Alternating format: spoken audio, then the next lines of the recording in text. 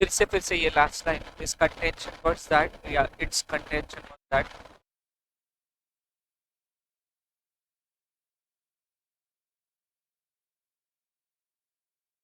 इसका कंटेंशन था ये दिस का, ये बोले जो ये टर्म जनरल कॉन्ट्रैक्टर्स है, इसी के अंदर हम मान लेंगे कि वो फाइनेंसिंग एक्टिविटी कर सकते हैं आगे।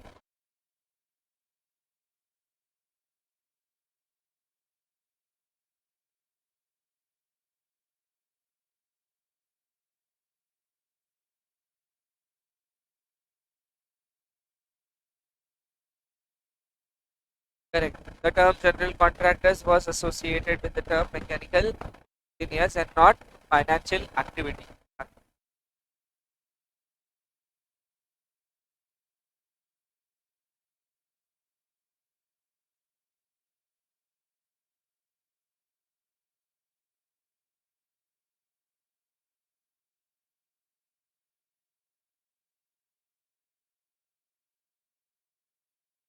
ये वाला लाइन important है. An ultra-virus contract can never be made binding on the company.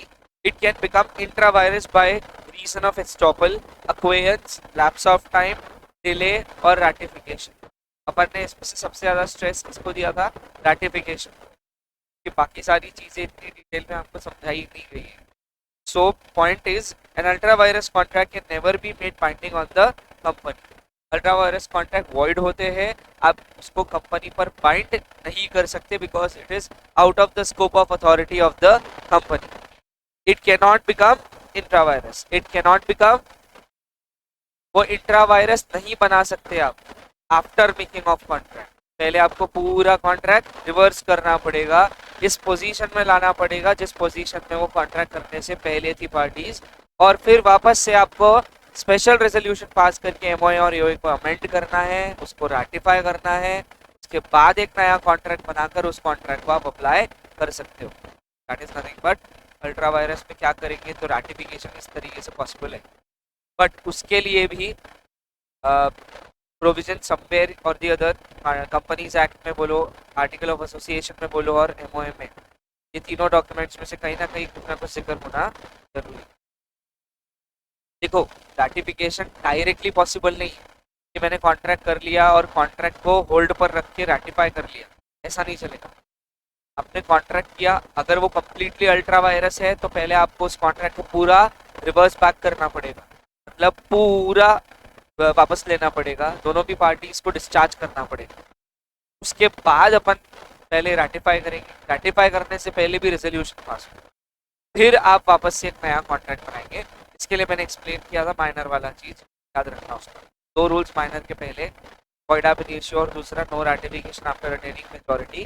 तो इस केस में भी वैसे ही कुछ रहेगा कि ultra vires contracts are void ab initio and no ratification after making of contract possible in case of ultra virus contract, and that too ultra virus the company, not just ultra virus the company, मतलब out of the scope of MOA and out of the scope of AOA, MOA के बाहर भी और AOA के बाहर.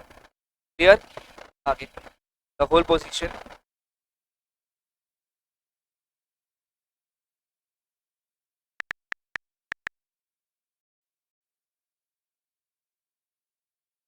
Underline is not authorized by the object clause, मतलब it is out of the MOA, सीधा सीधा बोल दो out of MOA because वो object clause में mention नहीं. आगे, और by the statute, मिला के लाइन, स्टैट्यूट का यहाँ मतलब होता कंपनीज एक्ट.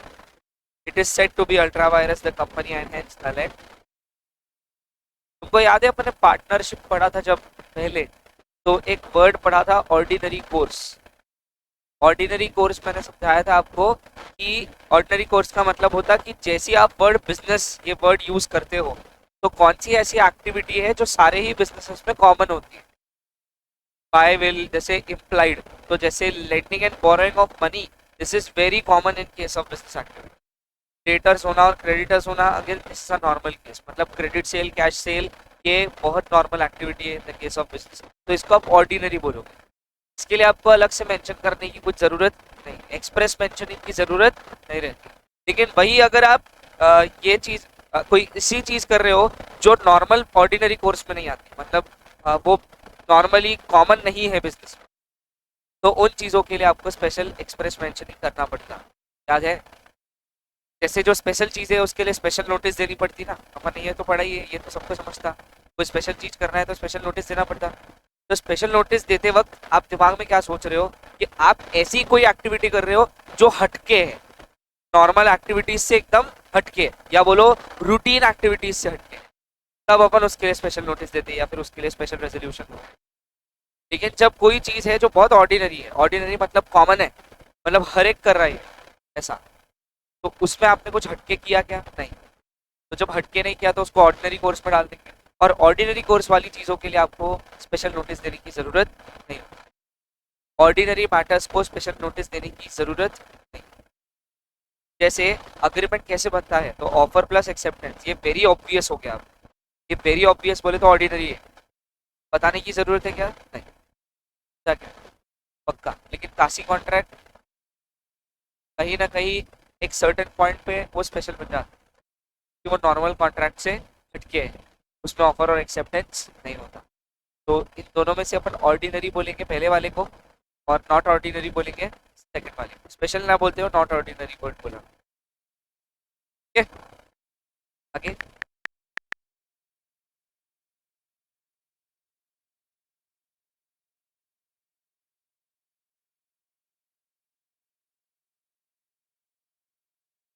यूनानिमस कंसेंट मतलब इवन बाय 100% वोटिंग अगर फेवर में भी मिल गया तो भी आप इसको रैटिफाई नहीं कर सकते हो, because it is ultra vires. The company, क्या बोला है उन्होंने, देखो उधर लिखा हुआ है, N act which is ultra virus, the company cannot be ratified even by the unanimous consent of all the shareholders.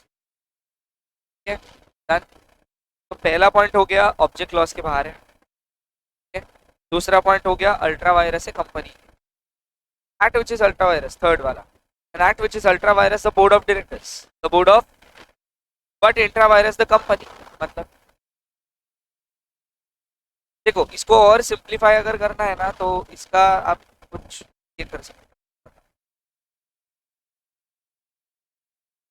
तीनों चीजें, हाँ सॉरी, तीनों चीजें कंसिडर करना, एमओए, एओए और बोर्ड ऑफ डायरेक्टर्स, तीनों को अलग कंसिडर करना। मतलब जैसे अपन ने पढ़ा था ना, बोर्ड ऑफ डायरेक्टर्स के powers are nothing but included in the AOA, तो उस हिसाब से क्या हो जाएगा, एओए के बाहर, very good, board of directors के पावर के बाहर बोला ना, तो मतलब एओए के बाहर, मगर एमओए के, ऐसा होता था वो। लेकिन उन्होंने स्टेटमेंट कैसा यूज किया कि ऐसा लग रहा है कि वो एमओए और एओए के तो अंदर है, मगर बोर्ड ऑफ डायरेक्टर्स के पास के बाहर। तो मतलब क्या हो गया उसका, उन्होंने स्टेटमेंट क्या यूज किया, it is within the company but out of the scope of board of, मतलब बोर्ड ऑफ डायरेक्टर्स के पावर्स के बाहर है, मगर it is within the scope of, समझा क्या, it is out of the scope of powers of board of directors but within the scope of, अब within the scope of company जैसी बोल लिया, इसका मतलब क्या हो गया, एमओए और एओए के अंदर है। इसका मतलब उन्होंने बोर्ड ऑफ डायरेक्टर्स के पावर को और एक चीज कंसिडर, अलग से कंसिडर किया, अपन सोच रहे, समझा क्या पॉइंट। लेकिन घूम फिर के वहीं आता कि कहीं ना कहीं तो इंट्रा वायरस है, चाहे फिर वो सिर्फ एमओए के इंट्रा क्यों ना हो, चाहे वो सिर्फ एओए के इंट्रा क्यों ना हो, या फिर चाहे वो एमओए और एओए के इंट्रा क्यों ना हो, कंसिडरिंग द फैक्ट कि एटलीस्ट कंपनी के किसी ना किसी डॉक्यूमेंट में कुछ ना कुछ जिक्र हुआ है इंट्रा वायरस है, इस वजह से ये कंप्लीटली वॉइड नहीं, समझा क्या, कंप्लीटली वॉइड। तो इसको ठीक किया जा सकता है, हाँ, इसको आप रेटिफाई कर सकते हैं, रेटिफाई कर सकते हैं इसको, बोल रहा हूँ।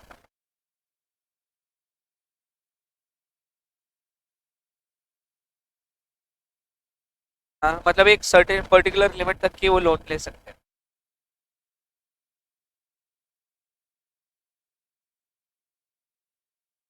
रेजोल्यूशन पास करना पड़ेगा, तो उसमें क्या हो जाएगा कि जैसे अगर बोर्ड ऑफ डायरेक्टर्स के ऊपर लिमिटेशन है कि आप ज्यादा से ज्यादा फंड रेजिंग 2 करोड़ कर सकते बिना पूछे, बिना पूछे, बिना पूछे, मतलब क्या हो गया, ये बोर्ड के पावर्स में इम्प्लाइड है।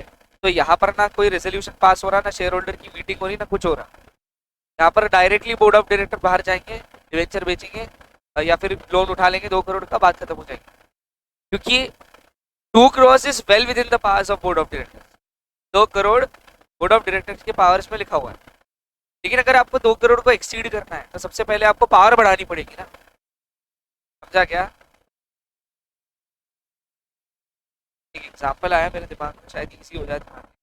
जैसे ना अ, आपका जो बैंक अकाउंट है, savings account mainly, savings account पे ट्रांसफर के ऊपर ना बाय डिफॉल्ट लिमिट आती है। बाय डिफॉल्ट बोले तो कंपनी की तरफ से जब आप कोई भी कंपनी का बैंक अकाउंट खोलते हो तो उसमें जाकर खोलते हो, जैसे एसबीआई में जाकर खोला मान लो, तो वहाँ पर आपने सेविंग्स अकाउंट खोला तो बाय डिफॉल्ट एसबीआई लिमिट कर देता कि आप ज़्यादा से ज़्यादा ट्रांसफर कर सकते मान लो 1 लाख रुपए से 1 लाख।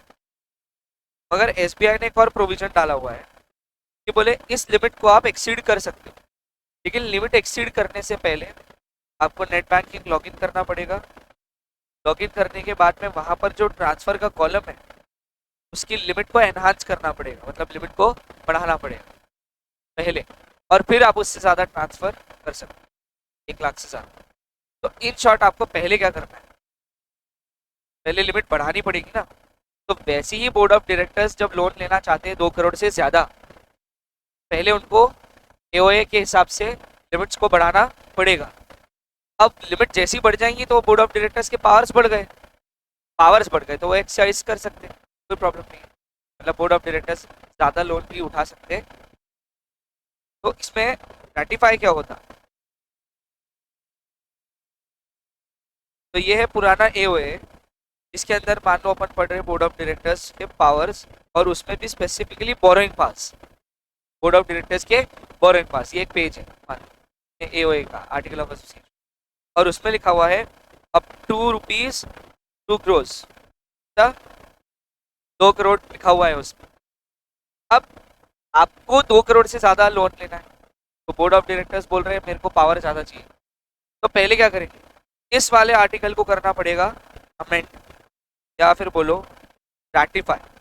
रैटिफाई ज्यादा सूटेबल वर्ड रहेगा, देखो क्यों। रैटिफाई का मतलब होता है टू ऐड। देखो रैटिफाई करने के लिए आप पास करोगे स्पेशल रेजोल्यूशन, जिसके लिए आप बुलाओगे जनरल मीटिंग। जैसी मीटिंग होगी रेजोल्यूशन पास हो गया, अब आप नया एओए दिखा रहे हो।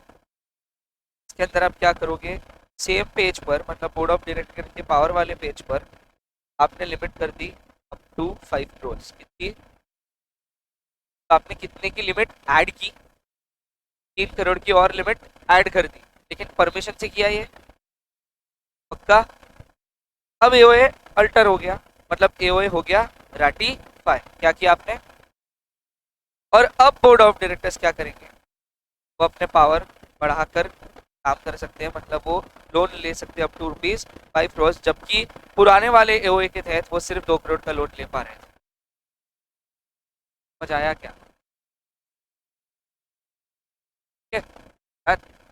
तो पावर्स एक्सरसाइज करना या नहीं करना, या फिर कितनी करना, ये सारे लिमिटेशंस एओए और एमओए में दिए हुए है कि नहीं है। पहली बात तो पावर, फिर है तो कितनी है, फिर उसको क्या आप एडवांस कर सकते हैं, एक्सीड कर सकते हो, ये सब बातें आपके डॉक्यूमेंट में ही लिखी हुई है। देखो ये सबसे खास चीज़ है अल्ट्रा वायरस के बारे में, जो खुद एक्ट बताते हैं। एडिशनल है ये, लेकिन शायद कुछ पॉइंट क्लियर हो जाए। तो ओरिजिनली एक्ट एमओए के बारे में क्या बोलता मालूम है क्या? एक्ट की लाइन है जो कि एक्ट इन्वर्टेड कॉमास में लिख के देता, क्या it can not be altered. ये ओरिजिनल लाइन्स है, original lines of companies act. फिर कंपनीज एक्ट ने खुद की ही लाइन को धोखा दे दिया, बोलो इसमें लिख दिया subject to provisions of article of association of respective company। इसका मतलब क्या हो गया, कर सकते हैं। तो इन शॉर्ट एओए ने पावर दे दिया टू अल्टर एमओए, करेक्ट। अब बताओ आप कर सकते हैं, लेकिन अगर इन केस आप भूल गए at the time of incorporation ये वाली चीज मेंशन करना, तो कर सकेंगे। तो आप एमओए अल्टर कि आपने अपने आर्टिकल्स में वो पावर लिखे ही नहीं, तो आपने आर्टिकल्स में पावर नहीं लिखे तो आपको पावर एक्सरसाइज करने मिलेगा तब। जबकि अब एक्ट ने क्या बोला, नॉट पॉसिबल, मतलब alteration of MOA is not possible, या फिर बोलो MOA is a not alterable document. ये किसने बोला? एक्ट। लेकिन एक्ट ने क्या बोला, अगर आपको ये प्रोविजन चाहिए कि आप एमओए को अल्टर कर सको तो आपको ये एक्सप्रेसली कहाँ लिखना है, एओए में लिख कर देना कि आप अपना एमओए अल्टर कर सकते हैं। क्या क्लियर हो गया पक्का? तो इटसेल्फ एमओए के भी अमेंडमेंट के लिए आपको आर्टिकल में पावर देना पड़ता है, तो आप एमओए को अल्टर कर सकते हैं।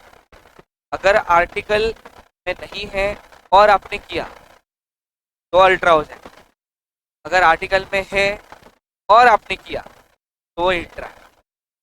दोनों में से कौन सा वॉइड है और दोनों में से कौन सा वैलिड है?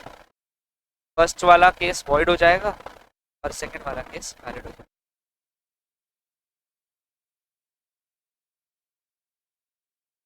हाँ वही तो बताया मैंने अभी। अगर आपको करना रहा फ्यूचर, जैसे मतलब शुरुआत में उसका ऐसा बोलना है इनकॉर्पोरेशन के टाइम आप भूल गए, लेकिन आपको थोड़े दिन बाद में ऐसा रियलाइज हुआ कि नहीं अपने को एमओए अल्टर करना है, और आपका कंपनी सेक्रेटरी अच्छा है तो उसने आपको बताया कि भाई देखो आप एमओए अल्टर नहीं कर सकते, रीजन आपके एओए में वो पावर्स है ही नहीं। तो फिर कंपनी सेक्रेटरी क्या बोलता, पहले सबसे पहले एओए को अल्टर करो, उसमें एमओए को अल्टर करने का पावर डालो। अभी तो एओए को अल्टर करने के लिए आप अगेन क्या बुलाओगे, जनरल मीटिंग। जनरल मीटिंग में इक्विटी शेयर होल्डर्स पास करेंगे रेजोल्यूशन। और इवन अगर प्रेफरेंस भी इशूड है तो उनको भी बुलाना पड़ेगा उसके पीछे। इंटरेस्ट सिर्फ इक्विटी का अफेक्ट नहीं होगा, प्रेफरेंस का भी अफेक्ट होगा। प्रेफरेंस और इक्विटी दोनों की मीटिंग बुलाएंगे और आर्टिकल ऑफ एसोसिएशन को अमेंड करेंगे, मतलब अल्टर करेंगे by passing a special resolution. और रेजोल्यूशन पास करके एओए के अंदर वो पावर मेंशन करेंगे कि हम एमओए अल्टर कर सकते हैं, इसके बाद आप वो पावर एक्सरसाइज कर सकते हैं।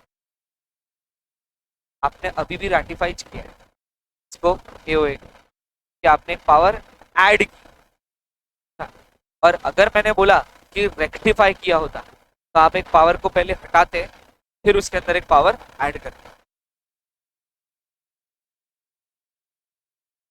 मैं मालूम क्या ये वाली बात बहुत क्लियर समझाने के लिए एंट्रेंचमेंट बहुत क्लियर बताता हूँ। एंट्रेंचमेंट का प्रोविजन मैंने बहुत क्लियर समझाया था आपको, वो रेजोल्यूशन के परसेंटेज को एनहांस करने वाला एग्जाम्पल था।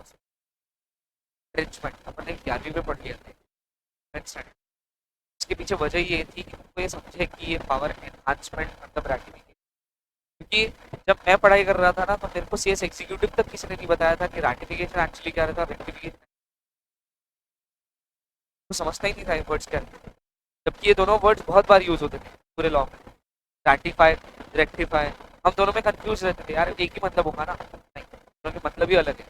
अगर आपने गलती से जहाँ एक प्रोविजन निकाल कर एक प्रोविजन ऐड की और वहाँ रेटिफाई लिख दिया, आपका आंसर गलत।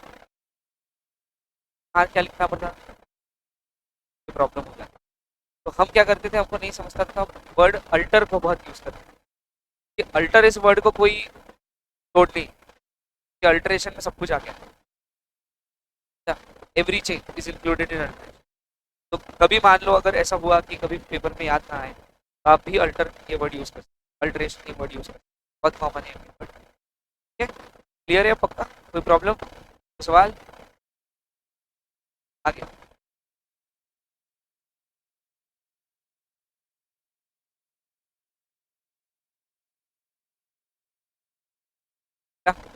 ये 4 पॉइंट्स लर्न करना बहुत भारी काम है।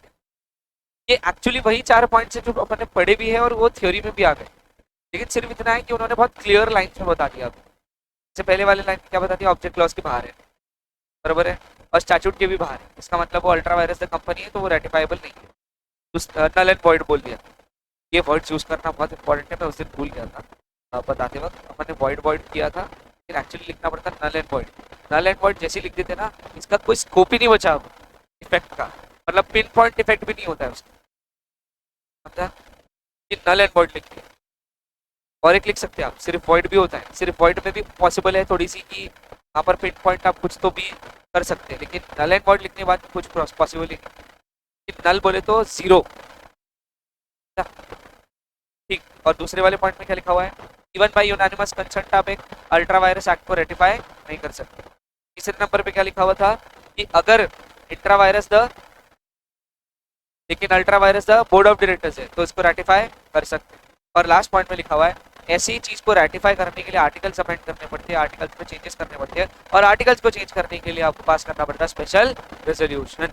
बहुत ईजी है, कुछ भी टफ नहीं है बेटा, भी टफ नहीं है इसमें, कॉन्सेप्ट बहुत ईजी है, बहुत ईजी है।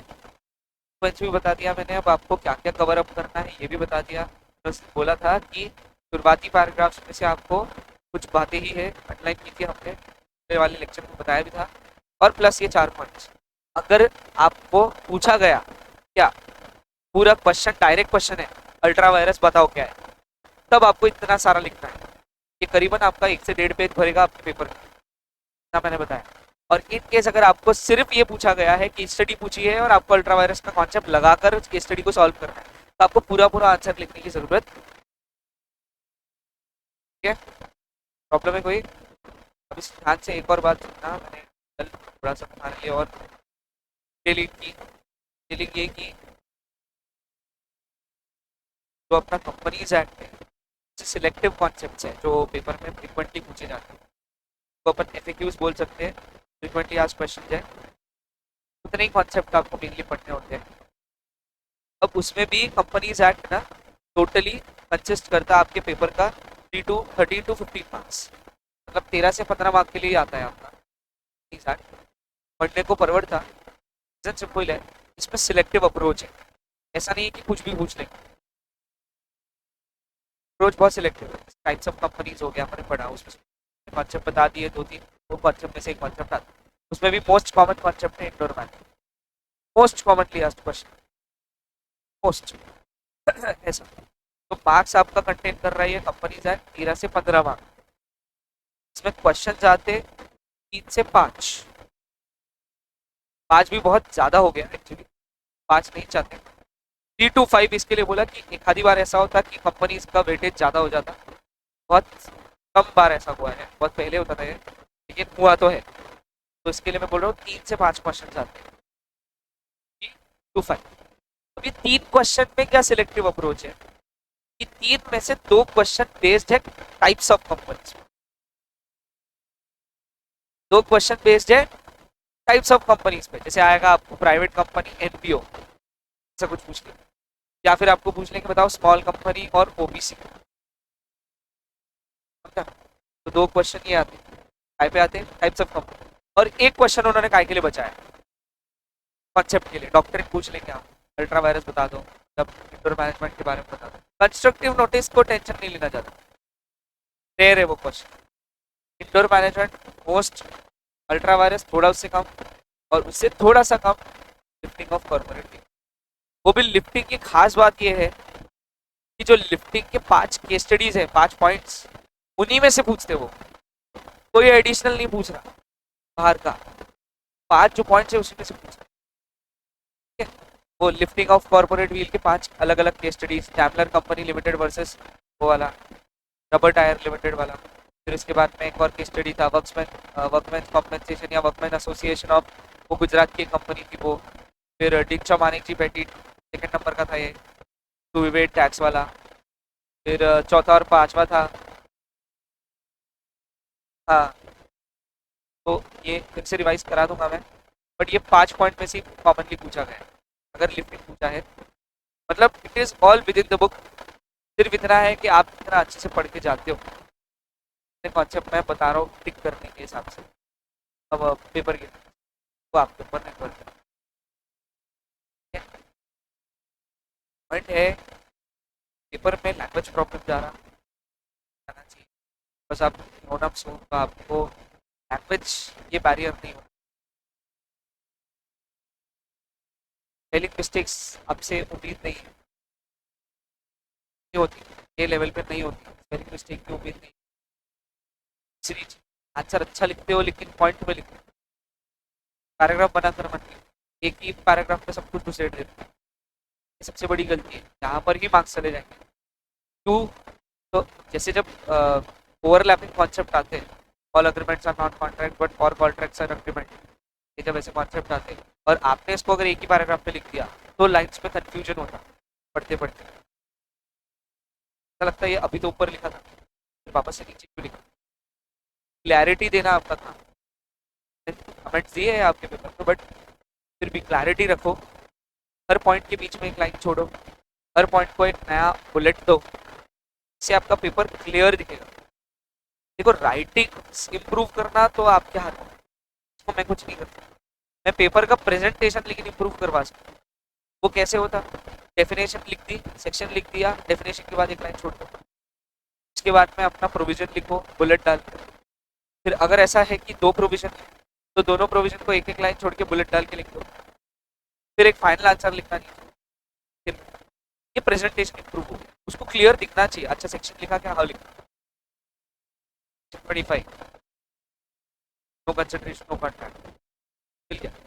इसके बाद में फिर नेचुरल मैन्युफैक्चर अलग, फास्ट वॉलंटरी सर्विसेज अलग, के पॉइंट्स अलग, क्लैरिटी दो, सामने वाला मार्क्स खुल के देता अगर आपने क्लैरिटी दी तो, लेकिन आप जितना वो पेपर चंपल अप करके दोगे वो उतने कम मार्क्स, तो क्लियर दिखना चाहिए, उसके लिए पेपर चेकिंग ईजी कर दो, ये में यही है, उसके लिए पेपर चेकिंग ईजी करो। ईजी कैसे करते हैं, हाईलाइट कर दो, अंडरलाइन कर दो, लाइन छोड़ दो, इन्वर्टेड कॉमर्स बना दो, इसके बाद में बुलेट्स डाल दो, पॉइंट्स में आंसर लिखो, ये सारी बातें उसको क्लियर कर दें, उसको चेक करना बहुत आसान है कि आपने पॉइंट्स कवर किए, बात का ध्यान रखना सभी के लिए कॉमन के, बट स्पेलिंग मिस्टेक्स यार कमान जिस लेवल पर नहीं, उम्मीद नहीं है, स्पेलिंग मिस्टेक है बहुत खराब चीज़ है, फोरसीएबल का स्पेलिंग नहीं आता, फोरसीएबल का स्पेलिंग नहीं आता किसी, मतलब संबंध,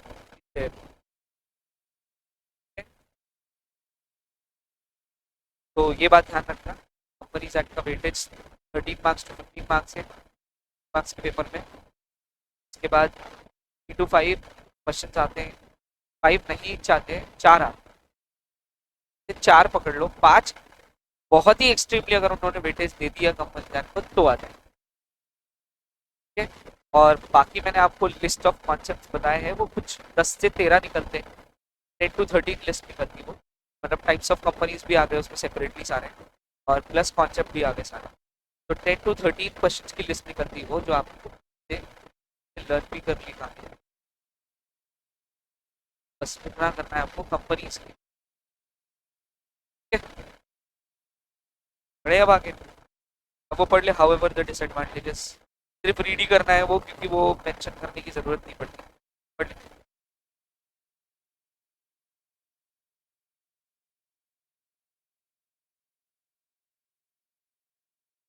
हालांकि ये डॉक्ट्रिन बनाया गया शेयर होल्डर्स के प्रोटेक्शन, लेकिन अगर इसका अपन नहीं करे, ये कंपनी की तरफ ज्यादा झुका हुआ है, मतलब ये डॉक्ट्रिन एक्चुअली किसको बचा रहा, इसका एक्चुअल एडवांटेज किसके लिए था, शेयर होल्डर्स के लिए, लेकिन ये कॉन्सेप्ट बचाता किसको है, तो बताया था ना, अल्ट्रा वायरस और कंस्ट्रक्टिव नोटिस ये कंपनी को बचाता, और इंडोर मैनेजमेंट निकाला फिर आउटसाइडर्स अलग से आगे।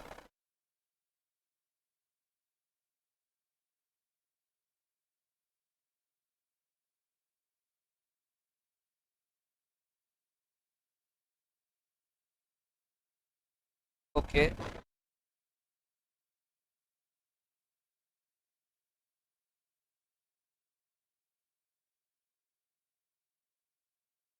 सिर्फ इतना है कि अल्ट्रा वायरस नहीं करना चाहते हो तो पहले जो भी एक्शंस करने वाले हो उसकी परमिशन ले लो, ये लेक्चर के शुरुआत में बताया था मैंने पहले, जब अल्ट्रा वायरस पढ़ाया 1-2 दिन पहले, तभी बताया था, पहले परमिशन लो फिर वो चीज़ करो, तो फिर बाकी के आजू बाजू लोग कुछ भी बोले आप वो चीज़ कर सकते हो, आपने अपनी फैमिली से परमिशन ले ली कि वो चीज, लेकिन भाई अगर आपने वो बिना परमिशन लेकर की, वो चलेगा।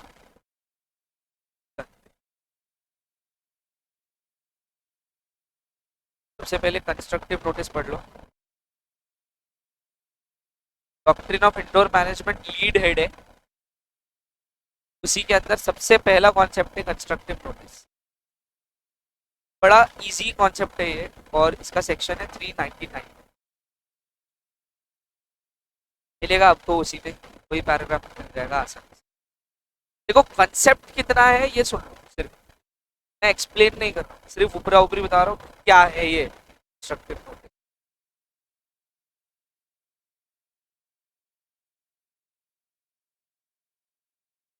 कंपनी बोल नहीं सकती, एक्शंस नहीं कर सकती, कुछ नहीं कर सकती। कंपनी ने क्या किया, दो डॉक्यूमेंट्स लिखित में तैयार कर लिए, एमओए और एओ, जो आउटसाइडर के लिए बहुत इजी हो गया। क्या इजी हो गया जानना कि कंपनी का बाउंड्री क्या है, ये अभी पढ़ा पड़ता है अल्ट्रा कि कंपनी की क्या लिमिटेशंस है।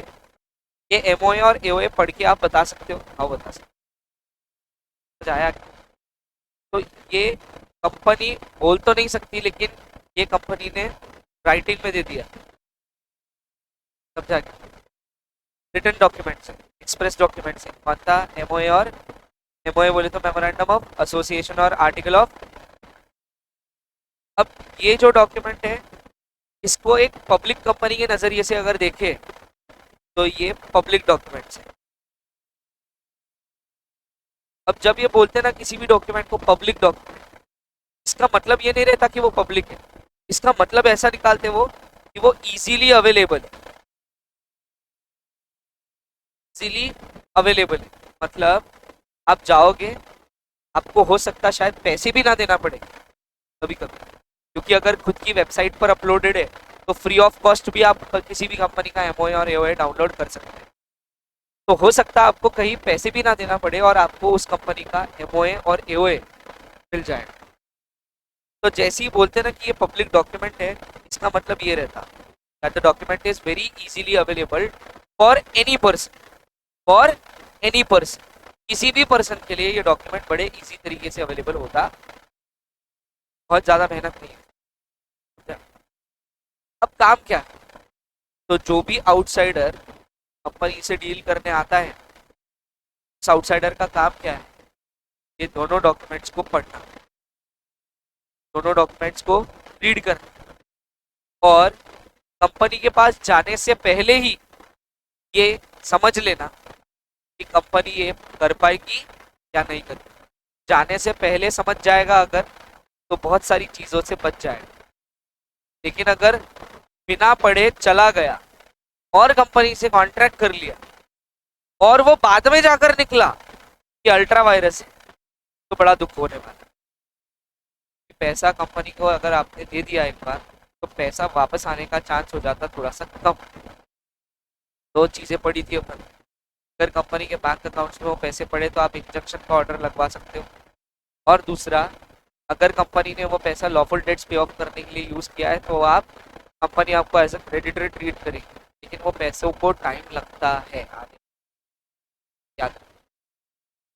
तो बोले ये सब झोल से बचने के लिए आउटसाइडर ने क्या करना चाहिए, एमओए और एओए अच्छे से रीड कर लो बोले पहले, फिर जिस चीज के लिए वो कंपनी को मिलने जा रहा था, जो एक्शंस के लिए वो कंपनी को मिलने जा रहा था, जिस पर्पस के लिए वो कंपनी में मिलने जा रहा था, वो पर्पस और एमओए को कंपेयर कर ले एक बार कि भाई जो पर्पस के लिए मैं जा रहा हूँ वो एमओए और एओए में मौजूद है या नहीं।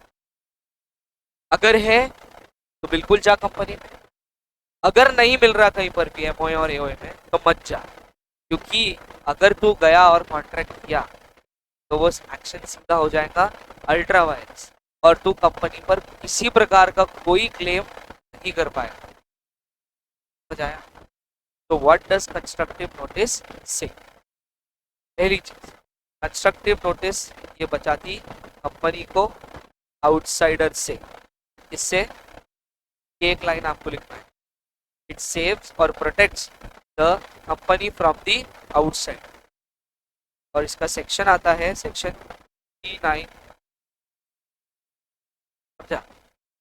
तीसरी लाइन कि कंपनी ने एमओए और एओए पब्लिकली अवेलेबल करवाए हैं, मतलब इजीली अवेलेबल करवाए हैं लोगों के रेफर करने के लिए, मतलब लोग इसको इजीली पढ़ सकते, रेफर कर सकते।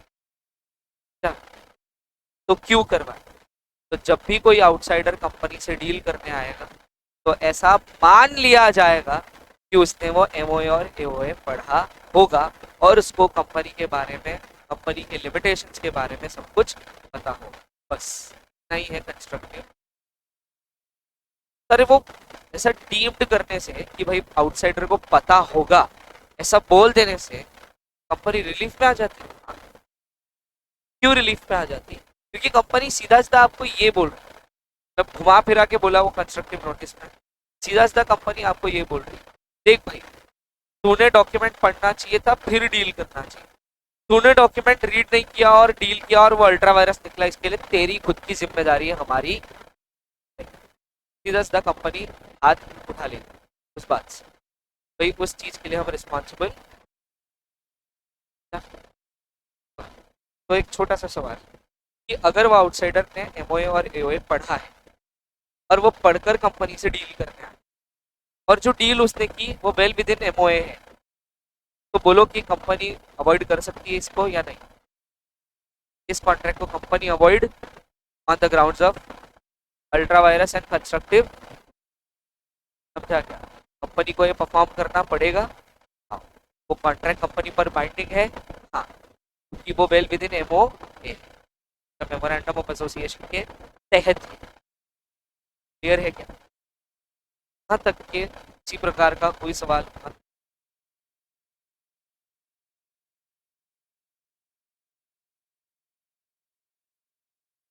सिंपलेस्ट एग्जाम्पल फॉर कंस्ट्रक्ट, मैंने कल ग्रुप में मैसेज डाला, ये दो डाला,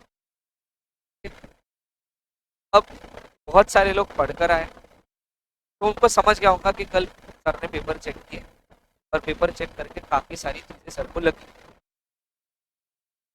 बराबर है ना? इसके लिए सर ने ऐसा मैसेज डाला और इसी वजह से सर ने टाइम चेंज किया आज के लिए, ठीक? पढ़ने को टाइम मिल जाए और टेस्ट भी हो जाए, अच्छे से दो लिखे, पढ़ाई होने के बाद दो, इस वजह से डाला। अब इसमें बहुत सारे लोग हैं जिन्होंने मैसेज पढ़ना जरूरी समझा और वो डायरेक्ट क्लास में आ गए और फिर वो 9:30 बजे बोल रहे सर टेस्ट। तो अब मैंने क्या बोलना चाहिए? मैंने क्या बोलना चाहिए? इसका मतलब तूने कल मैसेज पढ़ा नहीं, तो इसके लिए तू खुद जिम्मेदार है। मैंने मैसेज पब्लिकली अवेलेबल कर दिया, ग्रुप में डाला था, तो पब्लिकली अवेलेबल, और जब पब्लिकली अवेलेबल था पढ़ना काम हमारा था, मेरा पढ़ाना काम नहीं था। वहाँ क्लियरली लिखा हुआ है कि आज का टेस्ट शाम में होगा, सुबह नहीं। समझा? तो अगर मेंशन करने के बाद में आपने नहीं पढ़ा और आप कोई गलती करते हो तो इसके लिए आप खुद जिम्मेदार हो, कंपनी रिस्पॉन्सिबल। बस यही है डॉक्ट्रिन ऑफ कंस्ट्रक्टिव नोटिस जो मुझे बचाएगा आपसे। का भी एक दो निशान। अब doctrine of constructive notice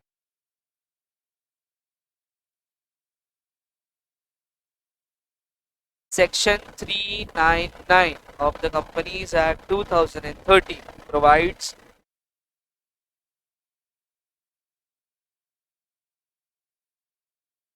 full stop, रुक जा, इलेक्ट्रॉनिक मीन्स मतलब इंटरनेट द्वारा वो फ्रीली एक्सेस कर सकता है किसी भी कंपनी का एमओए और एओए, या तो सीधा सीधा रजिस्ट्रार से भी वो ये चीज हासिल कर सकता है bye paying certain amount of fees.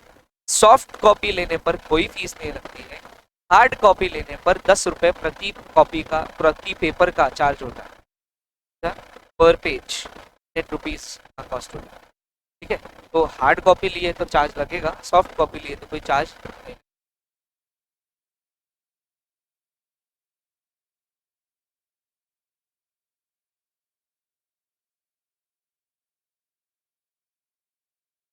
समझ गया, यही बताया, कोई प्रॉब्लम? क्लियर?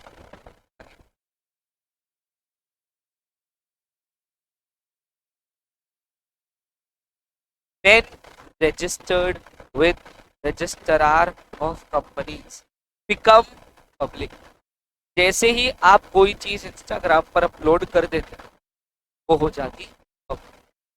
तो इंस्टाग्राम का काम कौन कर रहा है कंपनीज एक्ट में? रजिस्ट्रार। तो जैसे ही आप रजिस्ट्रार पर कोई चीज अपलोड कर देते हैं वो बन जाता है पब्लिक डॉक्यूमेंट, इजीली एक्सेसिबल या बोलो इजीली अवेलेबल।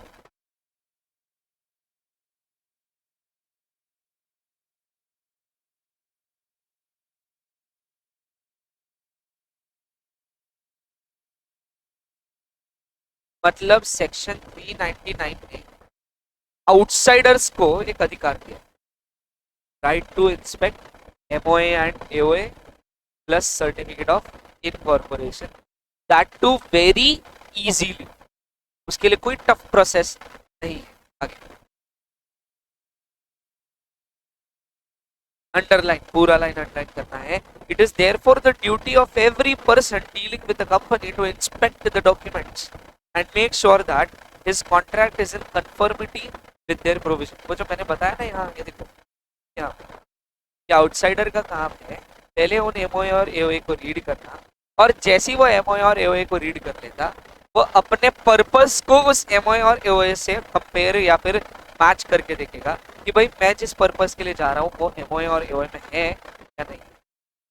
तो अगर ये इतना भी उसने प्रोसेस किया अगर, तो वहीं वो क्लियर हो जाएगा कि मैंने जाना चाहिए कंपनी में या नहीं जाना।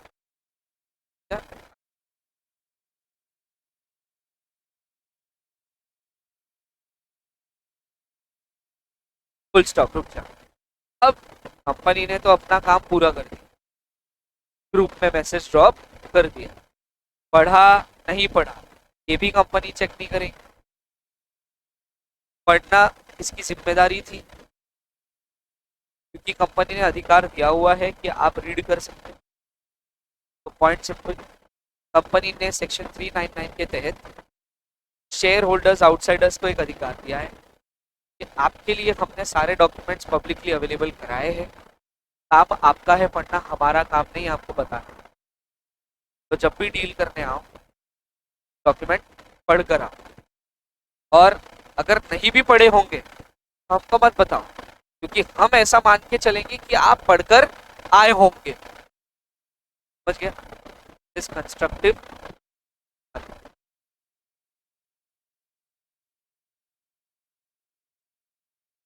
दिस काइंड ऑफ प्रिज्यूम मतलब एक प्रिजम्पशन या फिर इम्प्लाइड मतलब फ्रीली अवेलेबल और कंपनी मान कर चल रही। तो this kind of presume implied notice is called as constructive. यहाँ तक के प्लीज प्लीज प्लीज कोई सवाल होंगे तो कर लो। ऐसा समझो ये लास्ट टाइम है हम एग्जाम से पहले पढ़, इसके बाद शायद ये होगा नहीं कभी। तो थोड़ा टाइम ले लो, 1 मिनट, लेकिन पढ़ लो और पूछ।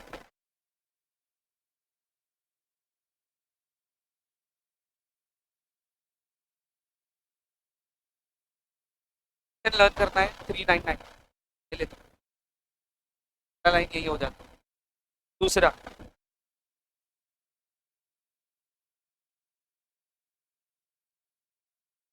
लाइन वहां पर है, देखो नीचे second paragraph. The MOA and AOA of a company when registered with registrar of companies become public documents and they are available for inspection to any person. Any person तक के ब्रैकेट बना लो, वो point लिखना जरूरी है। उसके बाद next एकदम सीधा, it is the duty of every person dealing with the company to inspect the documents, full stop.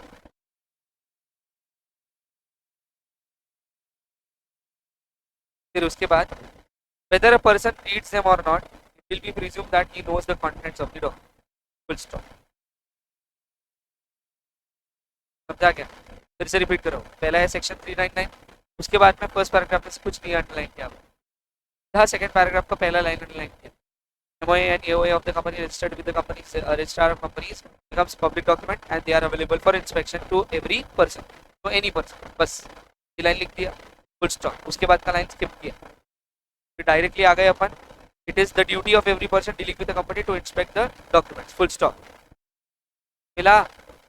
उसके बाद में whether a person reads them और not, it is presume that he knows the contents of the document. खत्म। मतलब 4 line और 4 marks अंदर, 4 से 5 marks. और बस आपको एक आखिरी लाइन लिखना है, this is called as constructive basically. जाना क्या ये वही है। By constructive notice it is meant whether a person reads the document और नॉट, जो मैंने अंडरलाइन कराया लाइन आपको।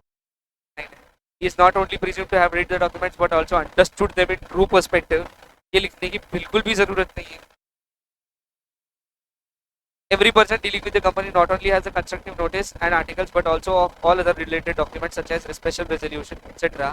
which are required to be registered with the। सारे ही डॉक्यूमेंट्स के बारे में नॉलेज देती है कंपनी, पब्लिकली अवेलेबल करवाती है।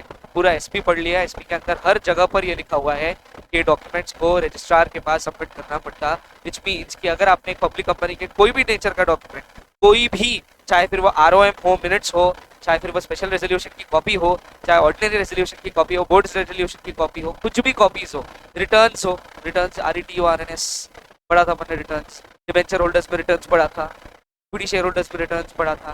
तो जब जब रिटर्न्स की भी बात होगी, वो भी डॉक्यूमेंट्स आपने जैसे ROC को सबमिट कर दिए, जिस वक्त ROC को सबमिट किया उसी वक्त वो हो गया था पब्लिक। ROC बोले तो गली में रहने वाली आंटी है, तो जो बताया सब जगह जाके बकवास कर, वो सबको बता। ROC एक आंटी से कम नहीं, वो बड़ा इंटरेस्ट सारी। ठीक है, डन, पक्का। एक इंडोर मैनेजमेंट एकदम लास्ट के लिए रखना, एकदम आखिर में, क्योंकि मेरा इंडोर मैनेजमेंट का स्ट्रेस है कि मैं लर्न करवा लूँगा तुमसे, टूल के साथ, केस स्टडी के साथ सब कुछ लर्न करवा लूँगा। तो इंडोर मैनेजमेंट अपन इस चैप्टर के एंड में करेंगे, मतलब कल या परसों, कल या परसों। ठीक है, अभी अपन आ जाओ एक बार का कॉर्पोरेट व्हील बारे में, शिफ्टिंग से पहले, ताकि अपने पास में टाइम रहे।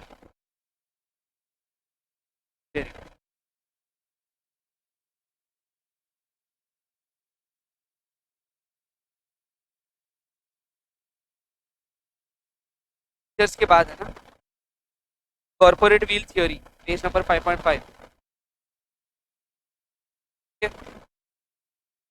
कॉर्पोरेट व्हील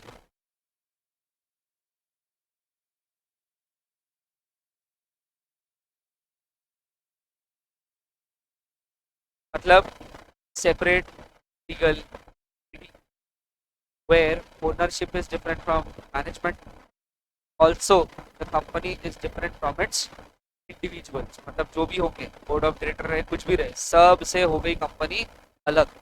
और इसको अलग बोलने का कारण क्या है कि सारी लाइबिलिटीज और सारे एसेट्स तरीके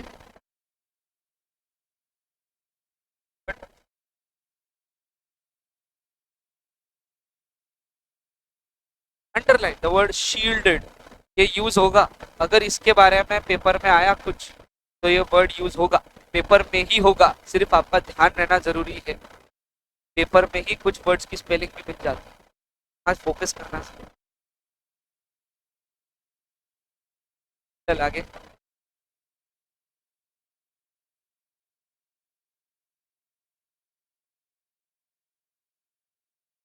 मतलब सिंपल सी भाषा में, जब आपने कंपनी को टोटली अलग कर दिया शेयर होल्डर्स से, कंपनी को टोटली अलग कर दिया अपने मेंबर्स से, क्या when the company is separated from its members and everything, each and every asset is in the name of company, then the liabilities fully are also in the name of company। समझ आया?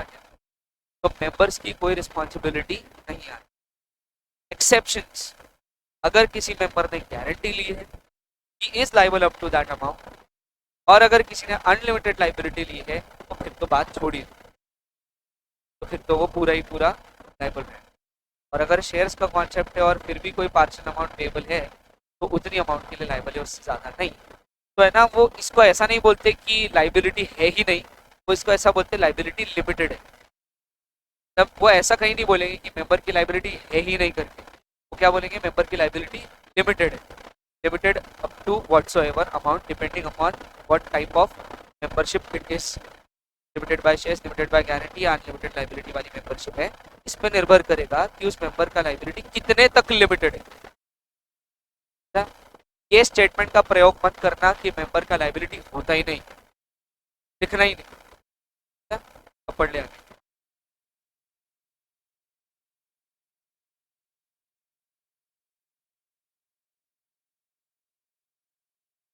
देखो उन्होंने क्या बोला, कोई date company ने इनकर किया तो उसकी जिम्मेदारी किसके ऊपर, कंपनी के ऊपर। और कोई लॉ अगर कंपनी ने कॉन्ट्रावेंट किया उसकी भी जिम्मेदारी किसके ऊपर, क्योंकि तब आप खड़े रहकर कंपनी को ऐसा बोल सकते हो, मतलब मेंबर खड़े रहकर बाहर कंपनी को क्या बोल सकते हो, और मार विशारी, और कर कॉन्ट्रैक्ट अपने नाम पर, और सारी चीजें लेना अपने नाम पर, ले एसेट भी ले, और दो एसेट ले, लाइबिलिटी ले ऐसे। तो इसका मतलब सिंपल हो गया, सारा कुछ किसके नाम पर, तो तू देख, तू जाने तेरा काम क्या है।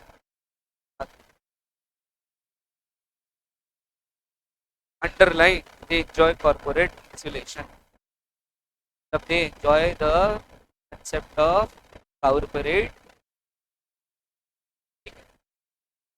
आज के लिए धन्यवाद।